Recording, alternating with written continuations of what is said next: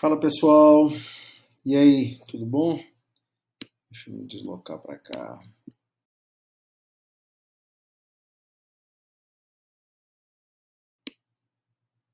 Vou botar aqui. Pronto. Bem, gente, temos uma boa notícia aqui para vocês. Além dessa ser a segunda aula, tá? O que eu posso falar para vocês? Vocês vão ver que vai ser uma. Não vou utilizar o termo mesmice, mas vai ser uma constância, basicamente a sequência da aula, tá? Como eu disse, é um pouquinho de anatomia, é um pouquinho de cinésio e um pouquinho de como funciona a artrocinemática. A gente fala de algumas peculiaridades biomecânicas daquele complexo e no final a gente fala um pouquinho de lesão, que talvez vocês tenham que entender um pouquinho mais, tá bom? E mais uma vez, olha, eu tô torcendo muito para vocês não deixarem acumular assunto, mas não faz sentido nenhum você estar assistindo essa aula aqui se você não assistiu as outras 3 anteriores. Tá bom? Nenhum. Tá bacana? Deixa eu ver que horas são. 15 para as 4 da tarde, treino terça-feira.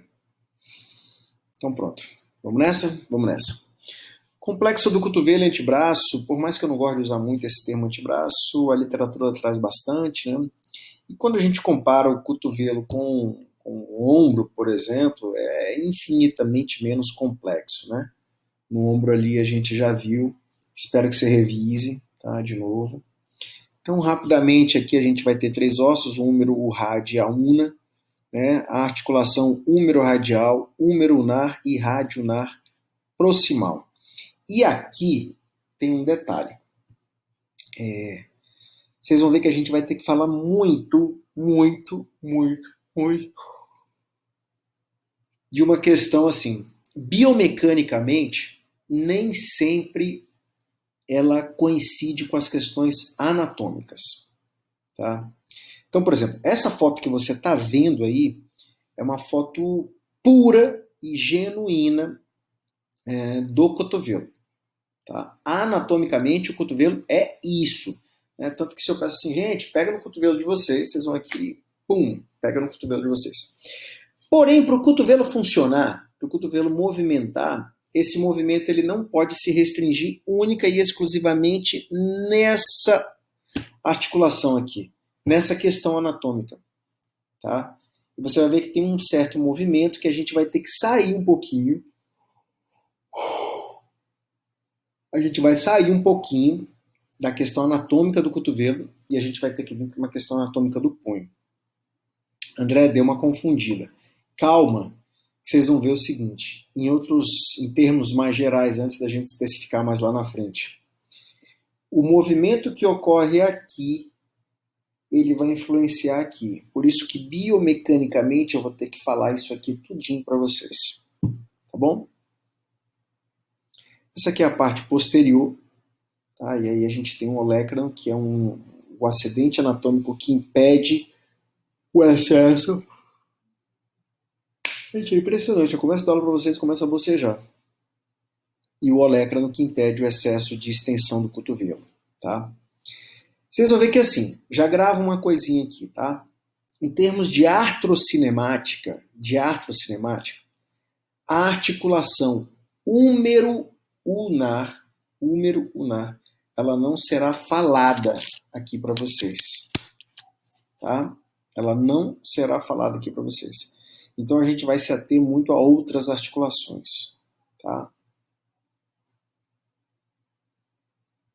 Então, basicamente, só para a gente lembrar, né, a gente tem 4 movimentos no cotovelo, não é isso? Flexiona, estende, prona, supina, tá? E aí a gente tem que entender como é que funciona esses 4 movimentos. Então, vamos lá. O que vocês têm que entender? A húmero-unar e a húmero-radial, ou seja, as duas articulações que fazem parte, que estão conectadas ao osso do húmero, elas são responsáveis pela flexão e pela extensão, tá? Principalmente a húmero ulnar, que é uma articulação em dobradiça, tá? Que é a clássica articulação que só faz flexão e extensão. A rádio ulnar proximal, que ela é uma articulação mais ou menos assim, ó, é uma articulação que vai ter responsabilidade de fazer pronação e supinação. Logo, logo a gente vai ver. Só que, biomecanicamente, a pronação e a supinação elas também ocorrem aqui, tá? Na rádio ulnar distal. Ué, professor, por que o senhor está dando tanta ênfase assim na rádio ulnar distal? Porque, pela anatomia, a rádio ulnar distal faz parte do punho. Pela anatomia, a rádio ulnar distal faz parte do punho. Pela biomecânica, a rádio ulnar distal ela tem muito mais interferência no cotovelo do que no punho. Tá bom? Fico até com vergonha de estar bocejando tanto assim com vocês. Não é nem sono não, gente. Então vamos lá? Vamos tentar ver. Então, professor, o que eu preciso saber disso aqui? Flexão e extensão são as articulações que são envolvidas com o húmero. Pronação e supinação são articulações envolvidas entre rádio e una. Então, basicamente, a gente vai ter essa articulação aqui, a cabecinha do rádio, que vai estar na incisura radial aqui da una. E a gente vai ter aqui, processo estiloide do rádio, com a incisura radial, processo estiloide não, incisura radial, tá bom, com cabeça da una, tá?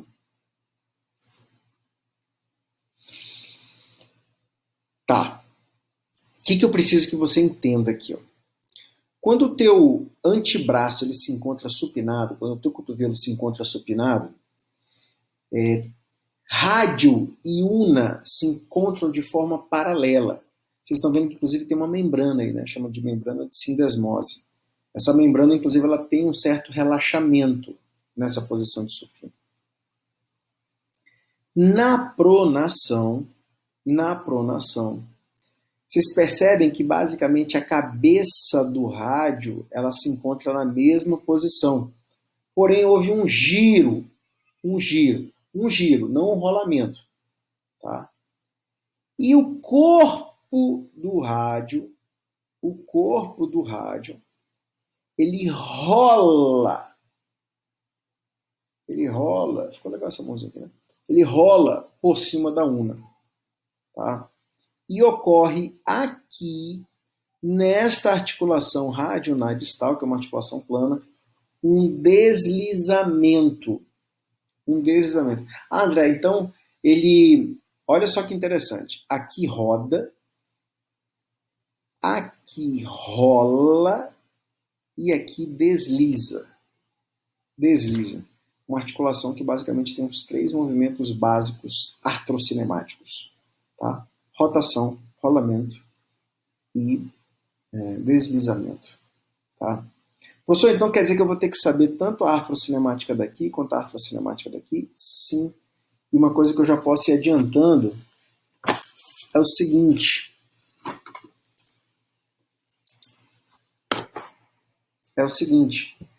Lembra da clavícula que quando uma ponta faz um movimento, a outra ponta faz outro movimento? O rádio ele também é assim.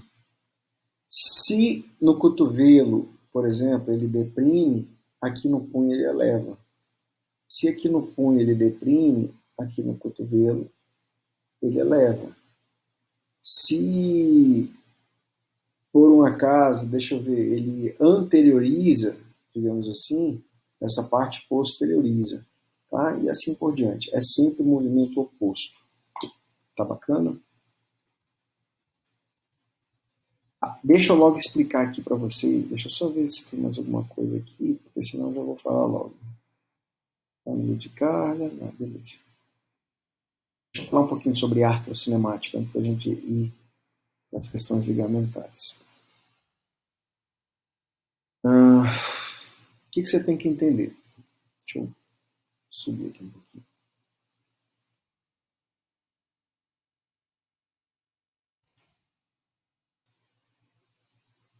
Foca agora um pouquinho na cabeça do rádio aqui, ó. Tá? Cabeça do rádio. Quando você faz o movimento de flexão e extensão, existe um movimento da cabeça do rádio em relação ao húmero. Quando você faz o movimento de flexão e extensão, se quiser vai anotando isso. Quando você faz o movimento de flexão e extensão, existe uma movimentação da cabeça do rádio em relação ao húmero. Professor, que movimentação é essa? Como flexão é o movimento anterior e extensão é o movimento posterior, né, a cabeça do rádio sempre faz uma movimentação contrária. Lembra? Convexo? A cabeça do rádio faz uma movimentação contrária à do movimento. Então, se eu flexiono o meu cotovelo, o que acontece? A cabeça... Não, vou fazer com esse lado aqui, tá? A cabeça do rádio é a bundinha da caneta aqui, tá? Se eu faço uma flexão de cotovelo, a cabeça do rádio ela faz um movimento posterior. Flexão é o movimento anterior, então a cabeça do rádio ela tem que fazer um movimento posterior. Se eu estendo o cotovelo, a cabeça do rádio faz um movimento anterior. Tá? Anterior. Então, movimento de flexão, cabeça do rádio faz um movimento posterior. Movimento de extensão do cotovelo, cabeça do rádio faz um movimento. Flexão de cotovelo, cabeça do rádio faz um movimento posterior. Extensão de cotovelo, cabeça do rádio faz um movimento anterior. Tá? Então, flexão, rádio posterioriza. Extensão, rádio anterioriza. Anterioriza em relação ao húmero. Tá bom?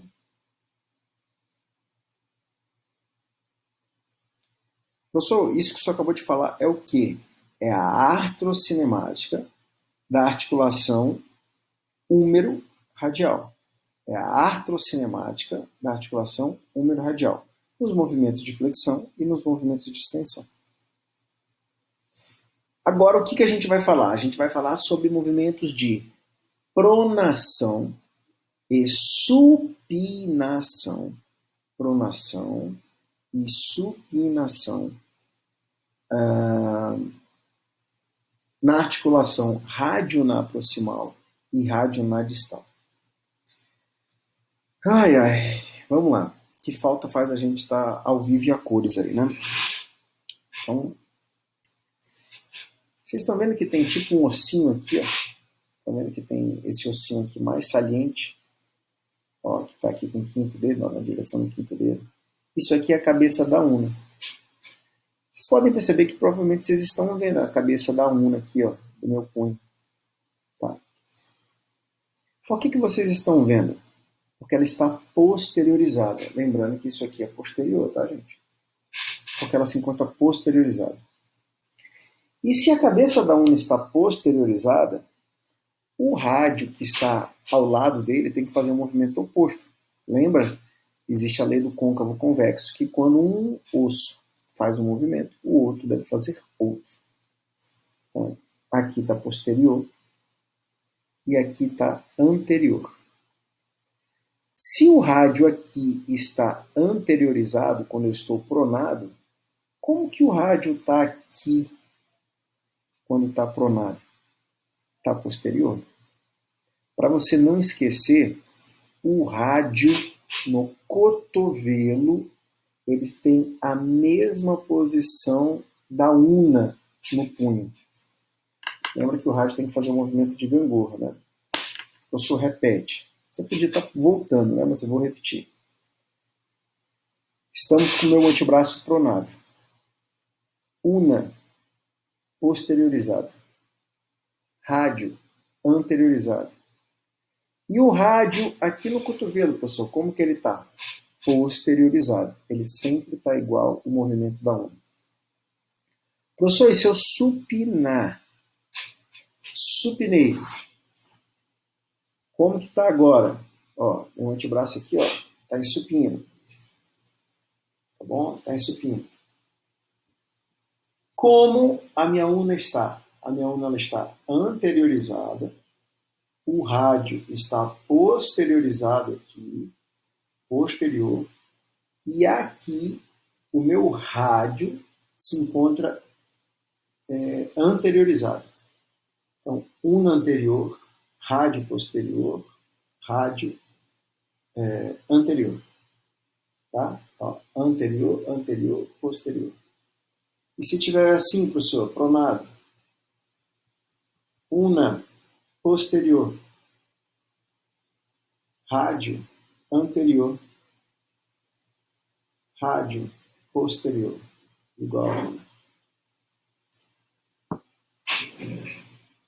Entendeu? Volta, volta, volta, volta. A gente vai fazer um tira-dúvidas depois, tá bom? Tô me virando aqui, gente. Tô tentando explicar para vocês. Tá joia? Espero que vocês estejam entendendo. Poxa vida. Tem um carinho tão grande por dar essa disciplina na UER. Mas, enfim. Amplitude de movimento. Dentro da biomecânica, a gente também tem que saber, tem que entender o porquê que não ocorre mais movimento. E sempre existe uma razão biomecânica, gente. Sempre tem uma razão biomecânica da coisa. Então, por exemplo, professor, por que eu tenho flexão de cotovelo a 145 graus em média? Pode variar de 120 a 160. A flexão de cotovelo ela é delimitada pela quantidade de massa muscular, tá, dos flexores de cotovelo. Ou seja, o teu braquial e o teu bíceps decidem isso. Quanto maior a massa muscular do bíceps e do braquial, menos flexão de cotovelo você tem. Então, a tendência é que mulheres tenham mais flexão de cotovelo do que os homens, porque é uma tendência que a massa muscular do bíceps do homem seja mais volumosa do que a da mulher. Tá? Extensão de cotovelo, professor. O que limita a minha extensão de cotovelo? Nada mais é do que uma estrutura óssea, o olecranon. Algumas pessoas podem ter um cotovelo negativo, geralmente por uma frouxidão capsular. As mulheres têm uma tendência de ter um pouquinho mais, mas isso não quer dizer que vai ter mais problema ou menos problema. É só uma questão, inclusive, hormonal. Tá? O estrogênio ele ajuda um pouquinho a ganhar flexibilidade em alguns tecidos do corpo da gente. Pronação e supinação nós temos 90 graus. Por que, professor, 90 graus? Porque essa é a posição neutra do cotovelo. Então, ó, 90, 90. Tá? A tendência é que a gente sempre tem um pouquinho menos de pronação. Porque quando você prona, você tensiona um pouquinho o bíceps, e aí o bíceps ele acaba restringindo um pouquinho lá. Tá bom?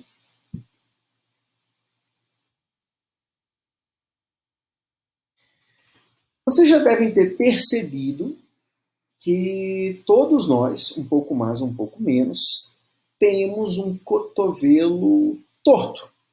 Já perceberam isso? Que nós temos um cotovelo torto? Que o braço ele não tem um alinhamento retilíneo com o antebraço. Ele faz uma certa angulação. Professor, por que ele faz isso? Para tirar um pouco de sobrecarga do cotovelo. Essa é uma explicação biomecânica. Né? Não sei o que Deus queria lá na hora, mas ele foi um cara muito, nossa senhora, muito inteligente. Inteligentíssimo. Porque ele acaba não sobrecarregando muito o nosso cotovelo. Tá? Então, a anatomia do cotovelo é um antebraço em desalinhamento com o braço. Tá? O antebraço ele tem a ter uma tendência de ser um pouco mais lateralizado do que o braço. E nisso, nós temos o que nós chamamos de ângulo de carga do cotovelo. Então, esse ângulo de carga nada mais é do que esse aí, ó, tá? Que vocês devem estar olhando aqui, ó. Tá? Isso aqui é o ângulo de carga. Tá? Se nós traçarmos uma linha reta, bem aqui assim, ó, esse ângulo de carga, ele costuma gerar entre 5 a 10 graus. Tá? 5 a 10 graus. E para isso, nós damos o nome de valgo fisiológico do cotovelo. Professor, o que significa essa palavra valgo? Valgo é tudo aquilo que tem uma sobrecarga interna. Valgo é tudo aquilo que sobrecarrega interno. Varo é tudo aquilo que sobrecarrega externo. Varo é tudo aquilo que sobrecarrega externo. Professor, como é que a gente sabe olhar e ver como que existe sobrecarga? Geralmente a parte que mais se tensiona, que mais se estica, é onde a gente mais sobrecarrega. Tá? Então, imagina mais ou menos aqui assim. Deixa eu ver se fica em pé, fica melhor. Essa minha parte aqui, ela é um pouco mais aberta do que essa parte aqui, ó. Se liga aqui, ó. Tá vendo que o fato do meu antebraço vir mais para a lateral abre esse ângulo um pouquinho mais? Se eu abro esse ângulo aqui um pouquinho mais, ó, esse ângulo um pouco mais, eu também estico, eu tensiono mais as minhas estruturas. Aonde tensiona mais é onde tem mais sobrecarga. Pode ser medial ou pode ser lateral. Tudo que sobrecarrega medial, nós damos o nome de valgo. Tudo que sobrecarrega lateral, nós damos o nome de varo. No caso aqui, nós temos uma leve sobrecarga medial no cotovelo, que é fisiológico. Por isso que nós chamamos que nós temos um valgo de cotovelo. Tá bom? Informação nova, muita informação. Anota essa bagaça. Volta de novo esse vídeo aí. Tá bom? Bora começar a falar de ligamentos. Eu peguei uma liguinha aqui, ó. Nós temos um ligamento medial, temos um ligamento lateral. Professor, como é que a gente sabe qual é a função desses ligamentos? Basta você ver sempre eles se esticando, tá? André, como é que eu estico esse ligamento medial? Fazendo o quê? Valgo no cotovelo, aumentando essa abertura. E como é que eu sei a função do ligamento lateral? Faz um varo, tá? O que eu recomendo você, cara? Chega no YouTube, digita isso aí. Ligamento colateral medial, ou ulnar, né? Ou ligamento colateral radial, que é o lateral, e coloca lá tensionamento desses ligamentos. Provavelmente vai aparecer alguma figura lá. Eu vou dar uma caçada ali também. Mas vocês também têm que fazer a parte de vocês, né, gente? Procura também um pouquinho. Tá bom? Então nós temos dois ligamentos muito importantes aí, que eles são tensionados quando fazemos excesso de varo ou excesso de valgo. O colateral radial limita o varo. O colateral ulnar limita o valgo. Tá bom? O pessoal falou que quando a gente vai falando, nem sempre as palavras são condizentes com as mímicas faciais ou com a gesticulação aqui das minhas palavras, né? Às vezes é assim mesmo, a internet não está tão legal. E tem o próprio aplicativo também, que também, né, às vezes não é essas Coca-Cola todas, né? Aqui tem esses ligamentos, ó. Esse branquinho aqui, ó, é o ligamento colateral lateral. E esse aqui é o ligamento colateral medial. Beleza? O principal ligamento é o ligamento anular. Esse ligamento ele envolve, ele circunda a articulação radioulnar proximal. Qual é a função desse ligamento, professor? Basicamente estabilizar. Lembra que quando a gente faz pronação e supinação, a cabeça do rádio não sai do lugar dela? Ah, professor, por que não sai? Até porque tem músculo que puxa ali, né? Tem músculo que puxa. Por que não sai? Porque tem um ligamento. Esse ligamento segura essa cabeça do rádio ali na incisura radial. Tá bom? Então, a função desse ligamento anular é estabilizar a articulação radioulnar proximal. A sindesmose também é uma estrutura, vocês devem ter visto um pouquinho disso em anatomia. A sindesmose também é uma estrutura que ajuda na estabilização da articulação radioulnar, tá bom? Vocês viram lá naquele movimento que querendo ou não, às vezes se tensiona, né? Gente, cotovelo, antes da gente mostrar uma outra coisinha aqui, o que eu posso falar para vocês, cara? O mais comum do cotovelo são traumas agudos. Tipo, a pessoa cai e bate o cotovelo. Tanto que é muito comum o cotovelo, aquelas partes ali, terem fraturas, porque você tem proeminências ósseas muito fáceis de serem fraturadas, entendeu? Mas tirando as fraturas, nós temos algumas possibilidades aqui. Uma delas é a compressão do nervo ulnar. Eu sou onde que fica esse nervo ulnar? Você já deve ter levado um choquinho bem aqui, né? Bem de início. Dá uma formigada, vem até aqui o quinto dedo, né? Esse é um tipo de lesão, tá bom? Às vezes a gente, com essa lesão, a gente pode estrangular o nervo. Epicondilite são dores nos epicôndilos, tá? Tanto no epicôndilo lateral quanto no epicôndilo medial, tá? Uma das coisas que causa muita epicondilite, às vezes, é um tensionamento excessivo de extensores ou flexores de punho. Aí a dor acontece aqui, porque é a origem desses músculos. Eu vou acabar falando também um pouquinho disso quando eu for falar de punho, tá? Mas, de maneira geral, exercícios para cotovelo, que geralmente, principalmente do bíceps, né? Eu recomendo você, gente, de verdade, utilizar mais a barra em W do que a barra reta, porque ela sobrecarrega um pouco mais o cotovelo do que a barra em W. Tá? Então, epicondilite lateral nada mais é do que a inflamação do epicôndilo lateral, e epicondilite medial nada mais é do que a inflamação do epicôndilo medial.